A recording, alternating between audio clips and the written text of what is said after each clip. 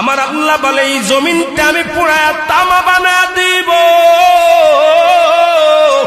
এই জমিনের মধ্যে যত পানি আছে পানিগুলো আমি আল্লাহ পুরায়া ছাই বানা দিব। যেদিন কিচ্ছু বলতে কিচ্ছু থাকবে না, সেদিন থাকবে শুধু আমার আল্লাহ। আজকে কার জন্য সুদ খাও, কার জন্য ঘুষ খাও, কার জন্য ব্যভিচার করো, কার জন্য অন্যায় করো রে মন, কার জন্য তোমরা এত বাহাদুরি করো? আরে আজকে একটা কথা বলতে গেলে কষ্ট হয়। এই জমিনটা আল্লাহ পুরায়া তামা বানায়া দিবে। এই জমিনের মাটিগুলো পুড়ে হবে তামা।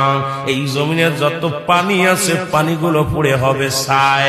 এই দুনিয়ার মধ্যে কিচ্ছু যেদিন থাকবে না, ওই তুরস্কের কত বাহাদুর, কত টাকাওয়ালা মিনিটের মধ্যে 30 সেকেন্ডের ভূমিকম্পে পথের ফকির হয়ে গেছে, রাস্তার ভিখারি হয়ে গেছে।